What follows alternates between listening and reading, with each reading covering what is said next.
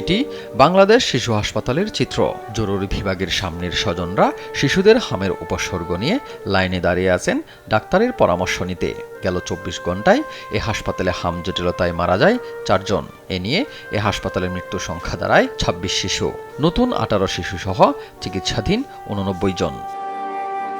ওয়ার্ডের ভেতরে হাম আক্রান্ত শিশুদের কেউ শরীর মুছে দিচ্ছেন, কেউ আবার বাচ্চাকে খাওয়ানোর চেষ্টা করছেন। কিন্তু হামের ভয়াবহতায় দুশ্চিন্তার ছাপ রোগী ও স্বজনদের।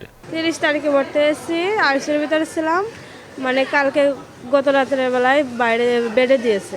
বিধবা হেপি বেগম স্বামী হারিয়েছেন ৩.৫ বছর আগেই। ঢাকা নবাবগঞ্জ থেকে হামে আক্রান্ত হয়ে ১ মাস যাবৎ সন্তানকে নিয়ে ভর্তি আছেন এ হাসপাতালে। উদ্বিগ্ন আর অসহায় ঘিরে রেখেছে ৪ সন্তানের এই জননীকে।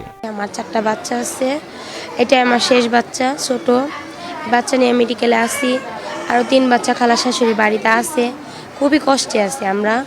কিন্তু আমার এই বাচ্চা আরও অসুস্থ, এই কারণে আমার শাশুড়ি আমি আর কি মেডিকেলে এখন তোর ভর্তি আছি। হেপির শাশুড়ির বুক ফাটানো কান্নাই বলে দেয় নাতনির এমন দুর্দশায় কতটা অসহায় তারা।